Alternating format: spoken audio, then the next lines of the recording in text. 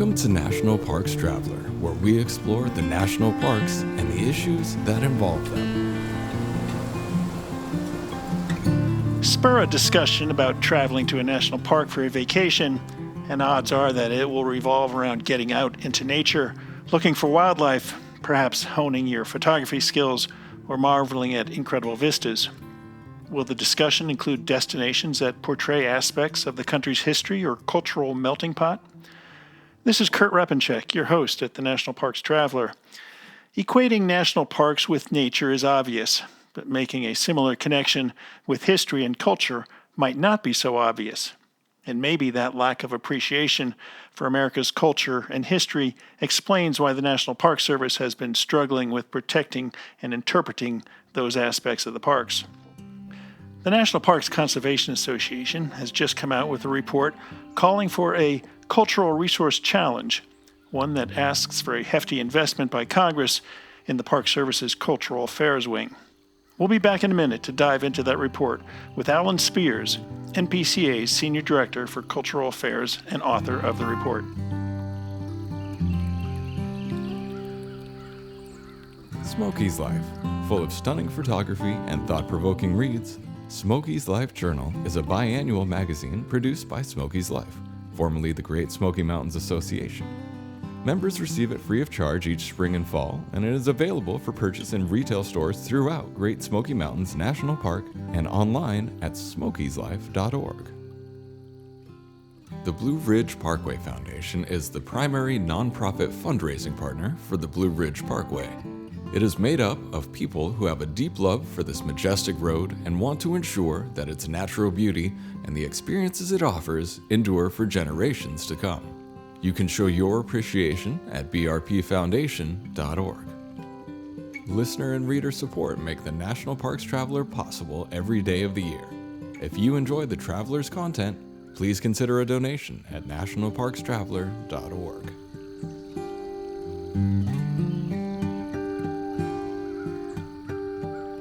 Welcome to the Traveler, Alan. Kurt, thank you. It's wonderful to be with you today. You know, it's good to see this report come out from NPCA. I was a history minor in college. I think it's a fascinating aspect of the world, and the more we know about history, I think the better off we're going to be. Going through the report, I mean, it's a relatively short report, only about 20 pages, but one of the key sections that I came across was it's a quiet crisis that is undermining the ability of the National Park Service to protect our historic and cultural legacy. Can you get into the genesis of this project and what you mean by a quiet crisis? Sure. So what I mean by a quiet crisis is if you and I'm here in Washington, D.C., if we were to get in a car, take the drive up to Harper's Ferry or Antietam or Gettysburg, when we walked into the visitor center, we would be greeted by NPS staff. They'd be in uniforms. They'd look good. The brochure rack would be full. We'd be able to see some interpretive materials. And on a good day, we'd be able to take an interpretive tour or a walk of that facility or the battlefield in the company of a very well-informed interpretive ranger. So on the face of it, things are looking somewhat good. Our concern right now is that it's the back of the house, or it's the part of the iceberg, the cultural resource iceberg that's under the water, where the problems are manifesting most.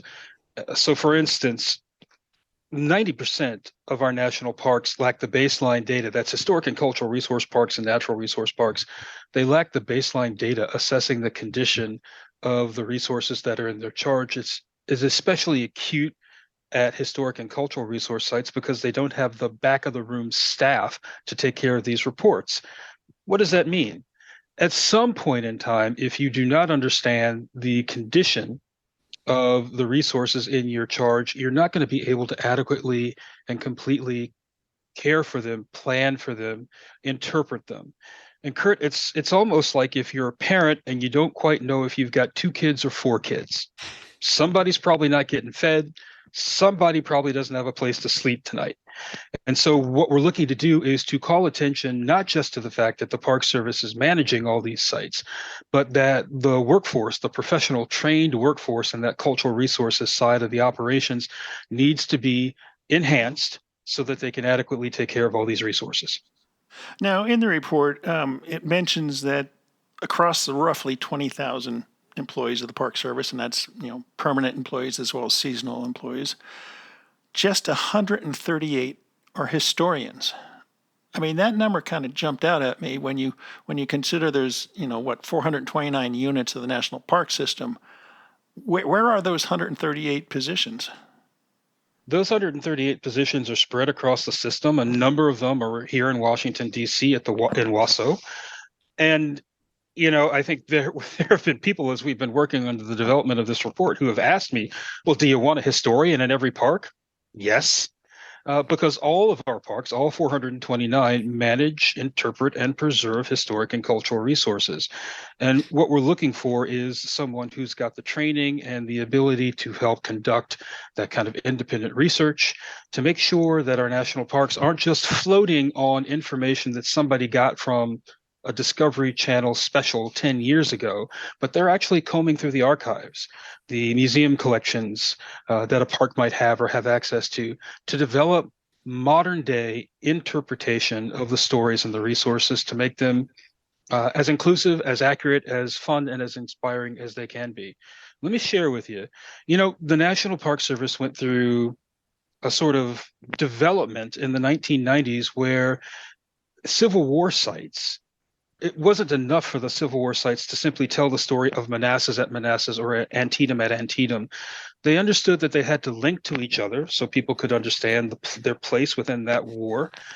And then they also had to do a better job of interpreting the history at these places. So it wasn't all about bullets and bayonets and, what kind of uniform the 11th Mississippi Infantry Regiment wore Gettysburg or at Antietam. It had to be broader than that.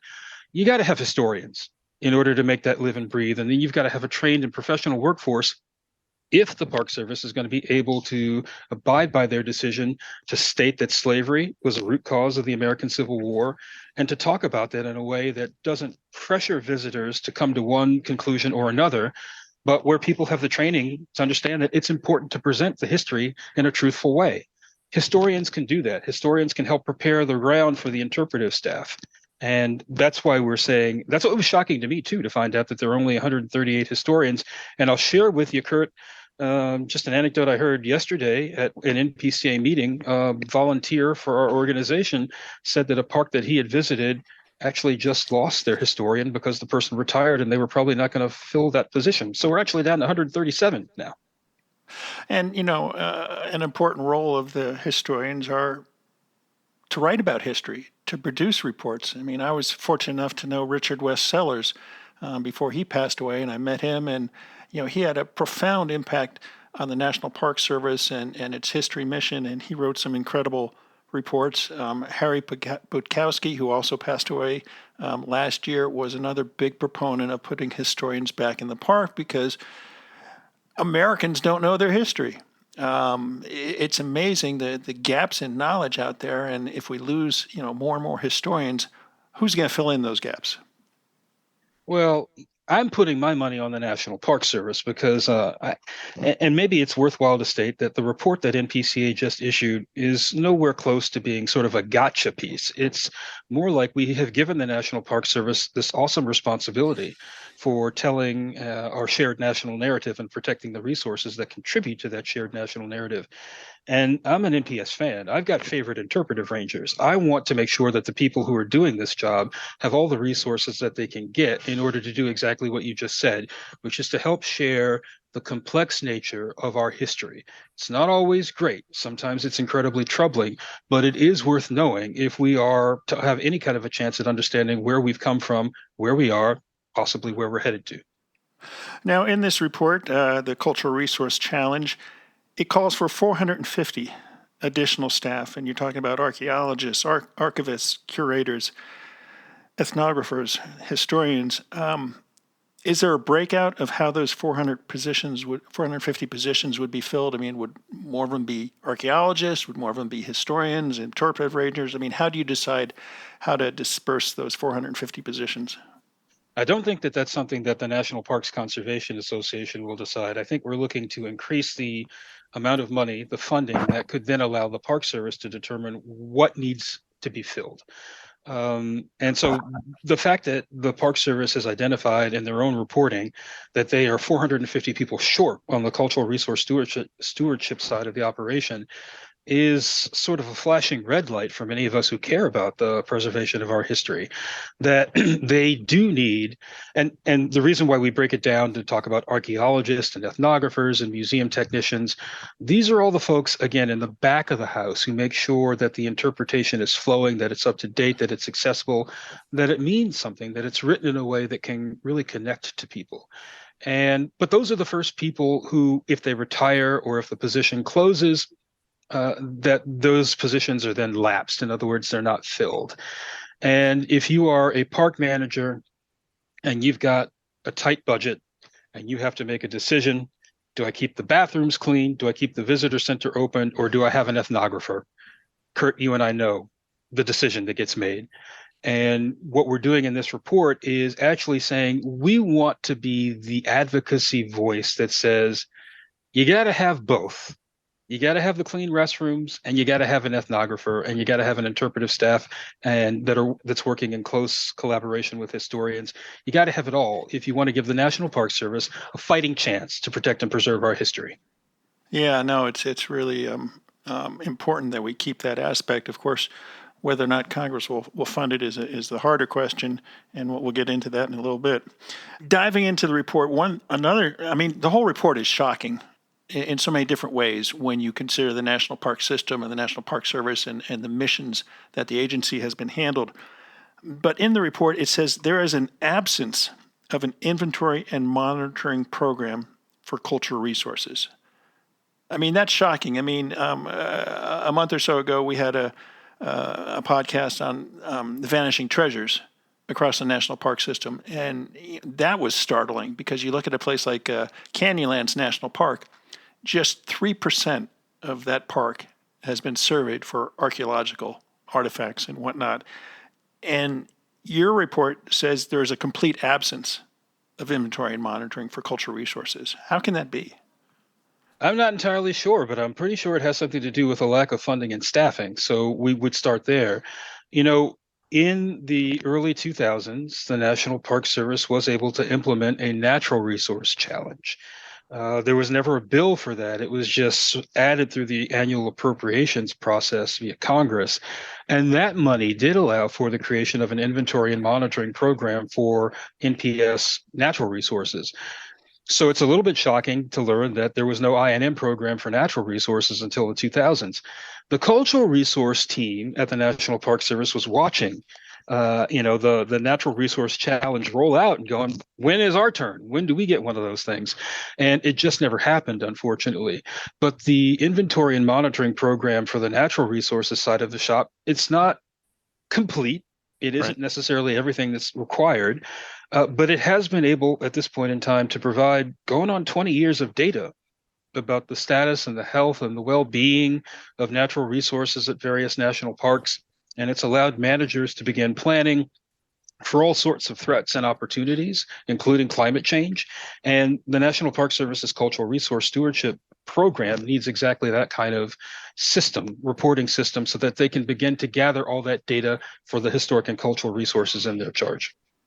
So let me try and create a picture, and you tell me if I'm accurate. They always say that when you go to a museum, what you see on display is just a fraction of that particular museum's holdings. And so across the national park system, your report points to 185 million objects, artifacts, and documents. So there is no central system where you can dial it up on your computer and say, I want to go to Rocky Mountain National Park and I want to look for this type of cultural background or this type of historical background. What does the park have in its museum archives? Is that accurate?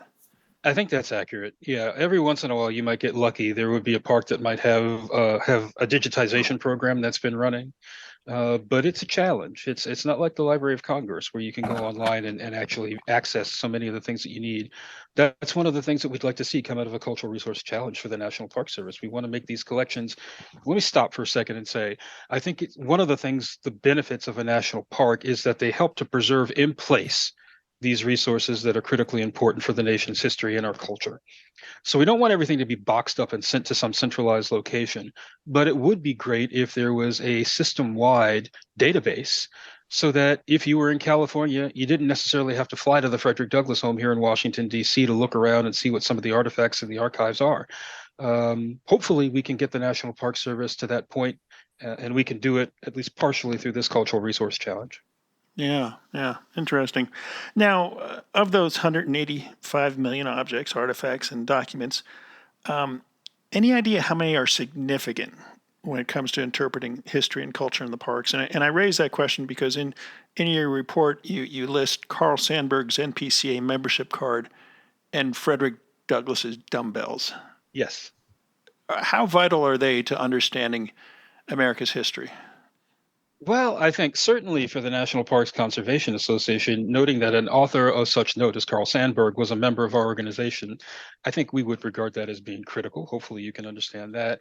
Mr. Douglas's dumbbells on the floor in that second story bedroom of his home here in Washington, D.C., just, I think, provides an insight that helps to make that man a little bit more human. When you listen to the speeches, what is the 4th of July to the American slave? Um, and you hear about the rhetoric and the lifestyle and all the legacy of that man, and then you realize that he was also sometimes lifting weights in his bedroom before he got up and got dressed in the morning. I think that's critical to providing additional understanding. But let me share something with you that is maybe on a positive note. Up the road at Gettysburg National Military Park, the Gettysburg Foundation played a critical role in opening the new visitor center. I'm calling it new. It's maybe about a decade old at this point in time, but the new visitor center at Gettysburg. And one of the complaints that some visitors delivered to the National Park Service when they were first able to go in is, where are all the guns? Because if you were ever at the old Gettysburg Visitor Center, it was absolutely stocked full of muskets and rifles and pistols and other things like that. And the Park Service, because they were able to sit and plan with other interpretive specialists within the agency and partners outside the agency, decided we don't need 3,000 muskets. Maybe we need 4 or 5. And those are on display in a well-lit case. In most instances, the weapons that are on display get tied to maybe a soldier or a unit or part of the story of Gettysburg, those fateful 3 days in the summer of 1863 when the fate of the nation hung in the balance. And so you can be clever. You don't actually have to have everything in the collection out front so that people can't even get in the doors because there's so many artifacts, right? The idea is, how do you plan it so that it's smart, inspiring, and accessible, and so that it actually helps to tell a story for the people who are coming in and viewing the objects? Gettysburg is a success. We want more Gettysburgs. Yeah, yeah. Now, you were talking about the Natural Resource Inventory program. Also, in your report, you point out that in 2022, the National Park Service issued 91 climate vulnerability reports. 71 of those were for natural resources, but just 14 for cultural resources. Any thoughts on where some of those vulnerability reports should be produced for cultural resources? Well, the Park Service has a number of historic and cultural sites that are on the Pacific coast, the Atlantic coast, the Gulf Coast, and by the Great Lakes. Every single one of those resources has experienced either land subsides or rising sea levels. And so, from just the perspective of rising sea levels, there are probably 88 to 100 sites that deserve that kind of assessment. But then we've got fire and drought. And again, here locally to the DC metropolitan area, Harper's Ferry. It used to be that the flooding happened in Harper's Ferry when the rivers Shenandoah and Potomac spilled their banks from flooding and flooded the lower town. But what we're seeing in that part of West Virginia is what we're also seeing throughout other parts of the country as well. where we're getting more intense rainfall over a shorter period of time. And now some of the flooding is actually taking place in the higher parts of the town and the upper parts of the historic district. And that's causing flooding. It has shuttered some of the historic structures and some of the office spaces that are up there. And so there needs to be an assessment of how climate change written large is impacting national parks. And I think an inventory and monitoring program could help to provide that kind of information. But certainly, if we stay with what the Park Service currently has, clearly they need to do more to assess the adverse impacts of climate change on historic and cultural resources. Yeah, I know they're doing some in the Southwest. We just had a story a few weeks ago about the Vanishing Treasures program and some of the research they were doing in some of the parks with ancient dwellings like Pecos National Historical Site or Salinas, Pueblos, or even San Antonio Missions. As you mentioned, increased rainfall and what that is doing to, these stone structures that were put up hundreds of years, sometimes thousands of years ago, and how they might be impacted by climate change. So, is it a piecemeal approach as opposed to a national strategy by the Park Service? That's a great question. The idea of a cultural resource challenge from our perspective is to add that 250 million to the Park Service's cultural resource stewardship budget over the course of 4 to 5 successive fiscal years. And so we hope a lump sum of money, a significant increase over a short period of time, will work. But if the process is cut back to a point where we're nickel and diming it, or we're getting some support for some elements of the National Park Service and others are just having to wait their turn, we're going to have to assess the impact of a piecemeal approach to this if that's the way it goes. I would love to see Congress do for the National Park Service what we've done or what we did for the military in some instances, which is this notion of a surge, where we're seeing more personnel, more money directed at a particular challenge in order to really make and drive progress, significant progress over a very short period of time. I think we need that for our historic and cultural resources. I think the anniversary that's coming up, the 250th anniversary of American independence, is a really solid aim point for directing that kind of support towards the National Park Service so that they're ready to help lead in the commemoration of the 250th and then able to take care of our historic and cultural resources beyond that for future generations. What's the Park Service say? Have you talked to the chief historian? Have you been able to get an audience with Chuck Sams, the director, to see their feelings, understand where they're looking out for cultural resources? Well, so the Park Service, I don't want to speak for Director Sams. I don't want to speak for Joy Beasley and her cultural resources team. I think they recognize in their hearts the significance of the historic and cultural resources that the agency manages. It's in their purview, and they want to get them right. They want to get the preservation of those resources right. And so from a public perspective, from my, consideration, they always say the right things. The challenge is twofold. One, people like me keep dropping new parks on them. So that is, I'm not going to try to take back the Emmett Till and Mamie Till Mobley National Monument or other national monuments or other new parks that are being proposed. We need those. But then the other part of it is that they just lack the funding and the staffing levels to really be able to operationalize the care that they want to see. So Right. they certainly take their cultural resource and historic preservation mandates seriously. We just got to help them out. Yeah, yeah.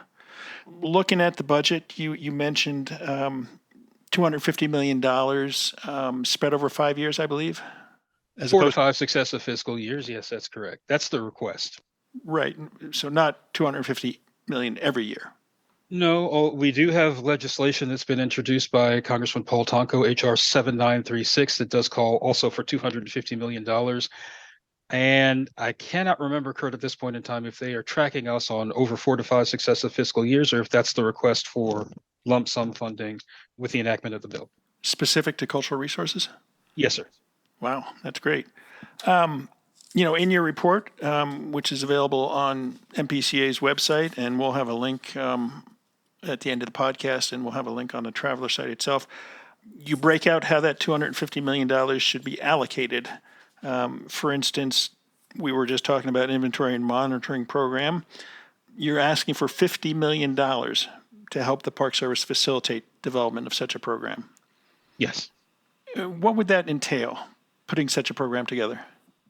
I think it would entail first developing the staff and then developing a plan to get an inventory and monitoring team in place, and then being able to dispatch those folks to various national parks that have a significant role in protecting the nation's historic and cultural resources. And then the idea is once those folks are in place, let's start them collecting the data. Remember, this is not necessarily about having people reach a park site in July of this year and then by August everything's wrapped up. We need to continuously monitor the health and the status of historic and cultural resources. We need to make sure that all of our national parks have the baseline data. And that's really exciting stuff like historic furnishing reports. As exciting as that may sound, that is absolutely critical to making sure that places like Appomattox Courthouse or the Clara Barton Home or the Maggie McLeod Bethune Council Home, they've got a sense of what's in their inventory, what they need to do to maintain structures and to maintain their museum and archival collections. So we need to get started on that, spread it out as wide as possible, begin collecting that data, and then began, as the bill calls for, the publication of a report within 3 to 5 years of the enactment of the legislation, so that Congress and the public are getting a good idea of exactly where the National Park Service is in protecting these resources. And then there's another $40 million called for historical research. Yes. So it's interesting because we've already had the conversation about the low number of National Park Service historians. I see in my dream of dreams that the National Park Service would have the resources to be a leader in this nation about the development of new and exciting historic themes. We're talking about funding. We know that the funding levels are inadequate for the National Park Service. We know that that makes it challenging to bring on new national parks. If you've got money for historic research or historical research in national parks and you've got the historians that can do that, then maybe one of the alternatives to creating brand new national parks is to simply increase and diversify and broaden the interpretation at sites that already exists. So a great example of that would be, Bayard Rustin was involved in the March on Washington and in the Montgomery bus boycott, other things like that. He was a critical figure. He was the man who helped Dr. Martin Luther King Jr. really accept Gandhian nonviolence as a personal lifestyle and a tactic.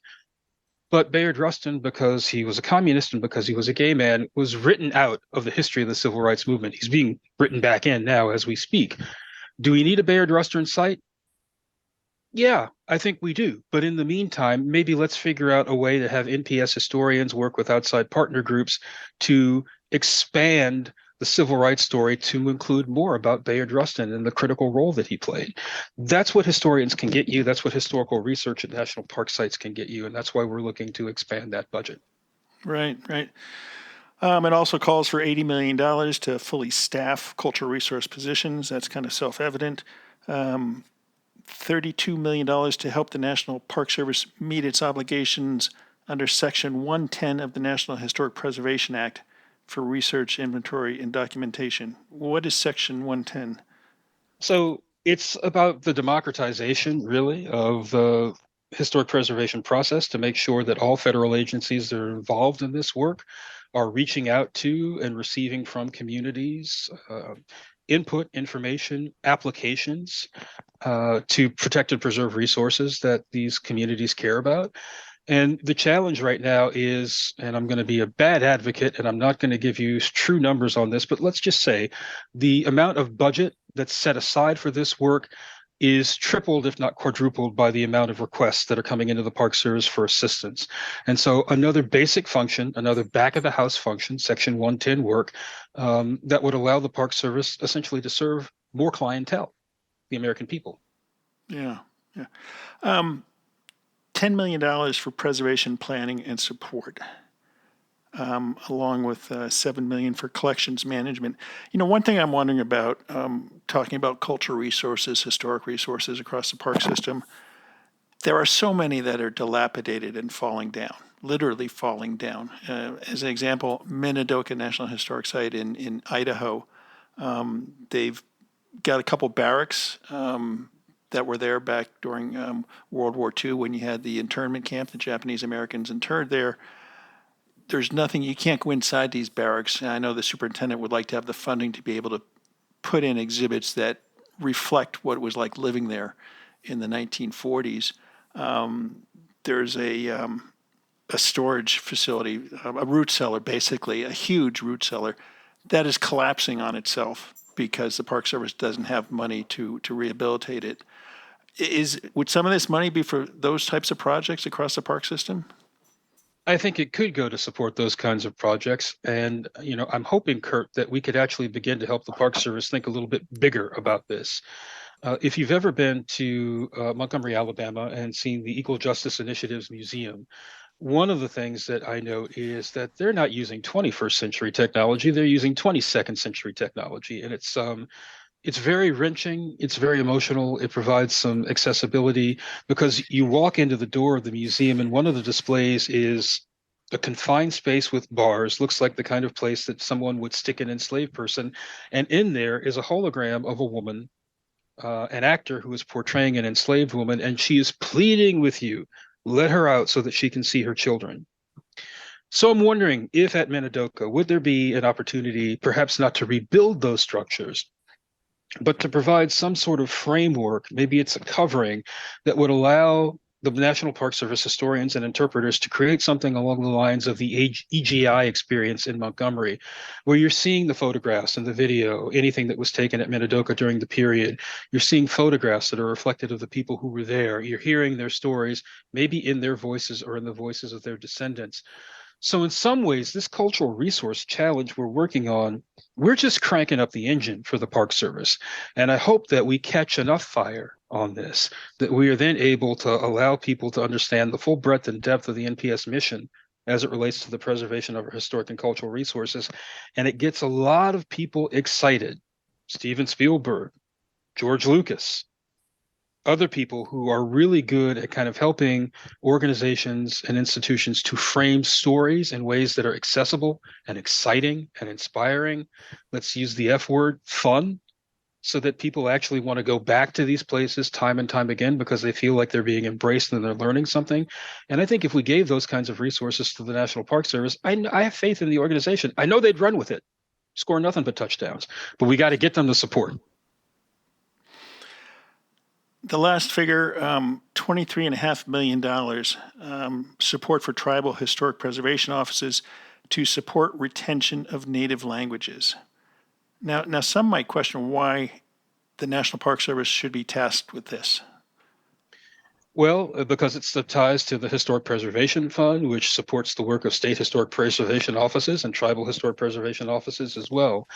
And there are ongoing efforts right now to reauthorize the Historic Preservation Fund. We support that.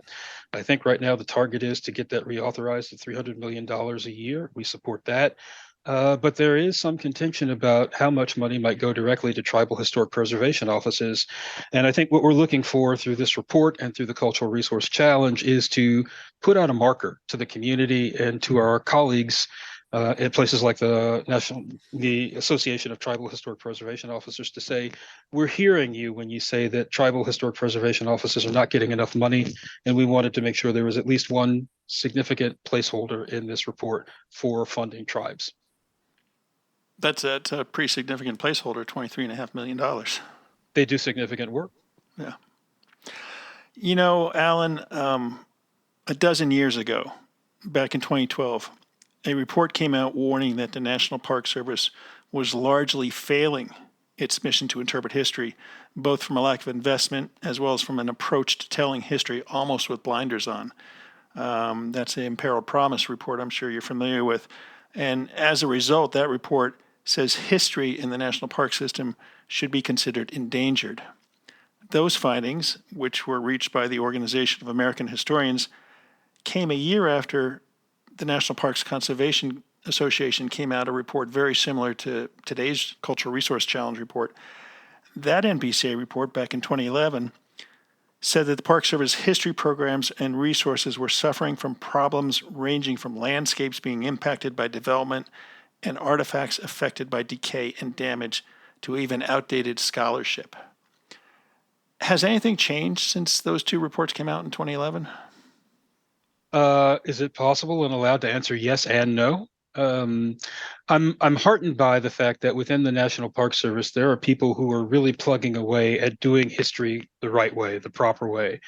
They're asking questions. They're developing programs that incorporate women's history, the LGBTQ experience, the history of African Americans in this country, and even if you go back to the 19th century, free and enslaved people, efforts to incorporate tribal co-management into the development of historic narratives and the Latino heritage and experience, Asian Pacific Islanders. I am listing a bunch of things, but there are some initiatives where I think we've seen real progress with the Park Service in terms of their ability to partner with people.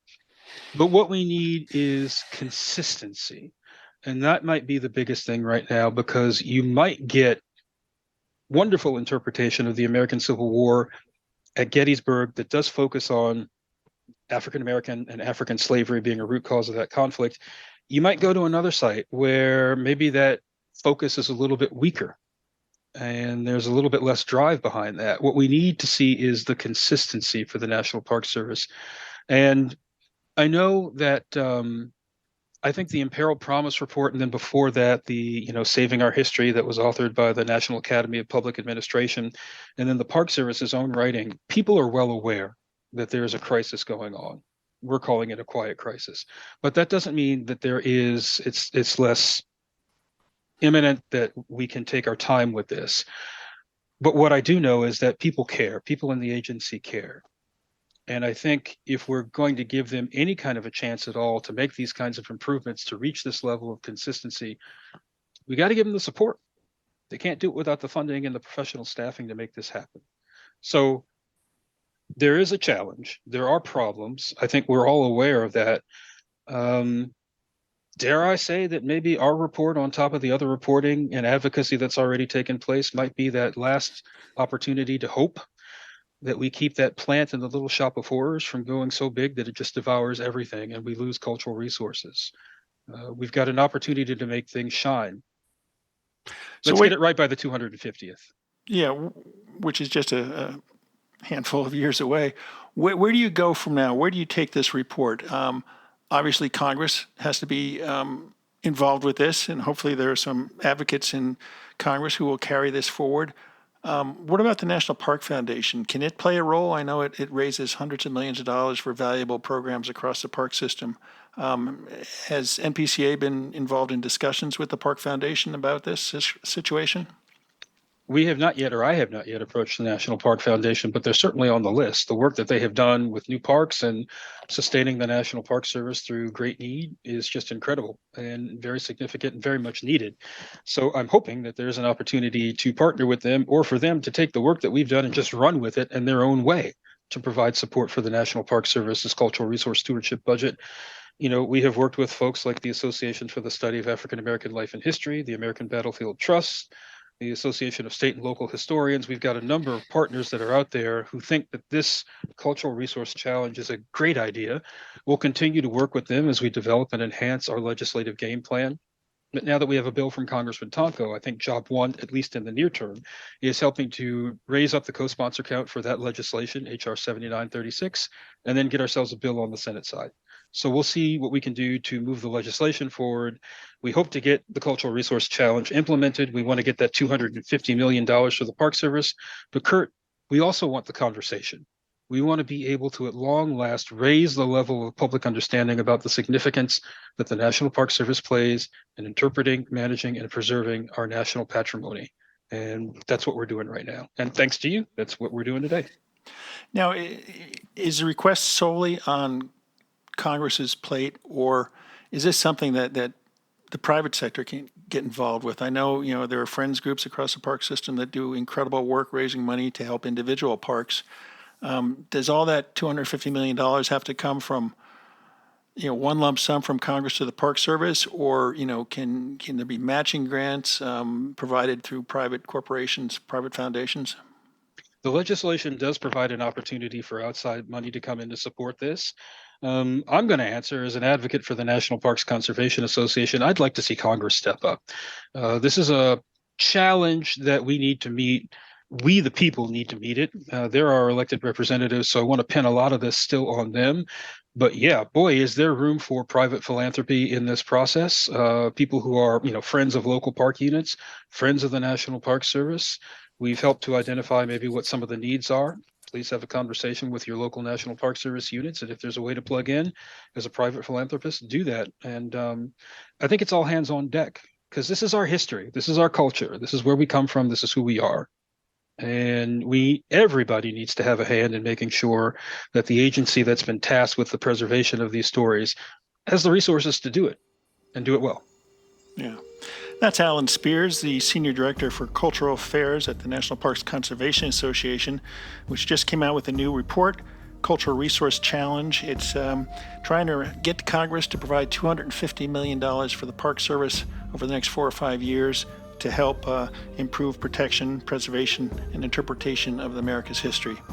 Alan, thanks so much for joining us today. And as we said during the show, that report can be found on NPCA's website as well as on National Parks Traveler. It'll be really interesting to see who picks this up and runs with it, but it's good to get it out there and remind people what we could be losing. Kurt, I appreciate the time with you today, and maybe we'll come back in a few months to see, to give you an update on how well we've done. That'd be great to hear. Thanks so much, Alan. All right. Thanks now. That's our show for this week. I hope you found it interesting. You can find the report, A Cultural Resource Challenge for the National Park Service, at npca.org, as well as on nationalparkstraveler.org. For The Traveler, this is Kurt Repenchek. See you in the parks.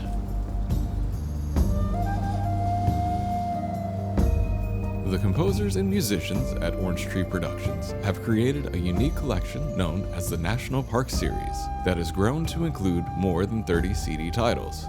Composed against the backdrop of a park's sounds of nature, these musical scores will connect you with these beautiful places and take you there, at least in your mind.